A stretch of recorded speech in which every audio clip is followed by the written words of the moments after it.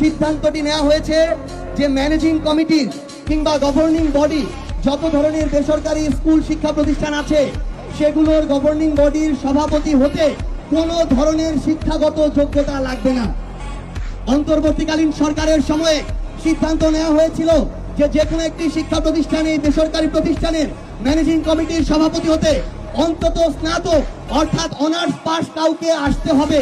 সেটা বাদ দিয়ে বিএনপি যখন এই সিদ্ধান্ত নেয় যে কোনো শিক্ষাগত যোগ্যতা লাগবে না, আমরা মনে করি বিএনপি একইভাবে বাংলাদেশের শিক্ষা প্রতিষ্ঠানগুলোকে দলীয়করণ করে বাংলাদেশের অগ্রগতির মেরুদণ্ড ভেঙে দিতে যাচ্ছে।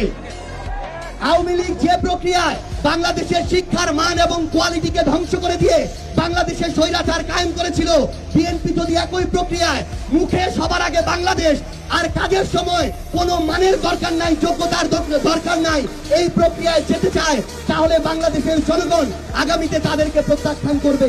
আমরা বিএনপিকে আহ্বান করব, আপনারা প্রয়োজনে যোগ্যতা সম্পন্ন মানুষদেরকে আপনাদের পার্টিতে নিয়ে আসুন, অথবা পার্টিতে যারা আছে তাদেরকে যোগ্যতা সম্পন্ন করে তুলুন। কিন্তু বাংলাদেশের শিক্ষা ব্যবস্থাকে নিয়ে আর কোনো ধরনের পায়তারা করার সুযোগ কাউকে দেওয়া হবে না।